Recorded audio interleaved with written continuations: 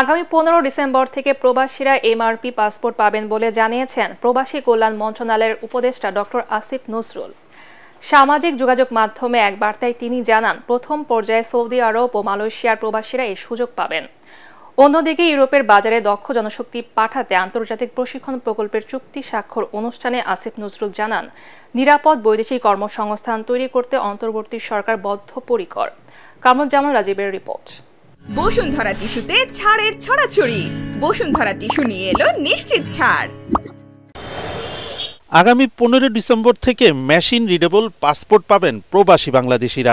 আবেদনকারীরা আগামী 3 থেকে 4 সপ্তাহের মধ্যে সবাই এই পাসপোর্ট পাবেন। নিজ ভেরিফাইড ফেসবুক অ্যাকাউন্ট থেকে ভিডিও বার্তায় প্রবাসী কল্যাণ উপদেষ্টা আসিফ নজরুল জানান, ফ্যাসিস্ট সরকারের আমলে নিয়ম বহির্ভূতভাবে পাসপোর্ট ছাপানোর কাজ দেয়ায় জটিলতা তৈরি হয়, যা দ্রুত নিরসন হবে। সৌদি আরব ও মালয়েশিয়া প্রবাসীদের পর অগ্রাধিকার ভিত্তিতে পাসপোর্ট দেওয়া হবে।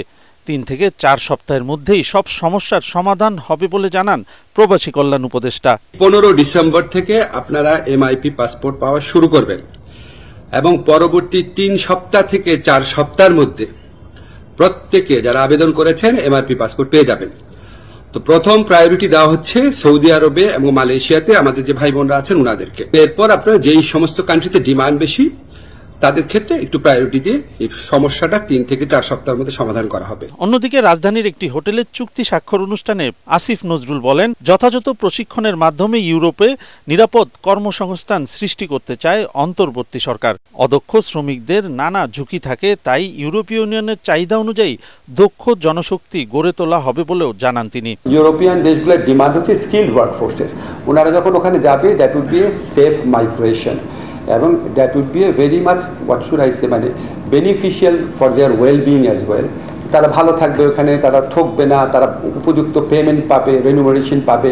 সেই প্রজেক্টটা যদি সাকসেসফুল হয় ইনশাআল্লাহ আমরা অনেক বিপুল পরিমাণ একটা স্টেজে বিপুল পরিমাণ স্কিলড ওয়ার্কফোর্সকে পাঠাতে পারবো। আন্তর্জাতিক শ্রমবাজারে দক্ষ জনশক্তি গড়ে তুলতে আন্তর্জাতিক শ্রম সংস্থা ILOর সহযোগিতা ও ইউরোপীয় ইউনিয়নের অর্থায়নে পরিচালিত প্রশিক্ষণ কার্যক্রম ট্যালেন্ট পার্টনারশিপের চুক্তিতে স্বাক্ষর করে বাংলাদেশ। কামরুজ্জামান রাজীব, ATN বাংলা, ঢাকা।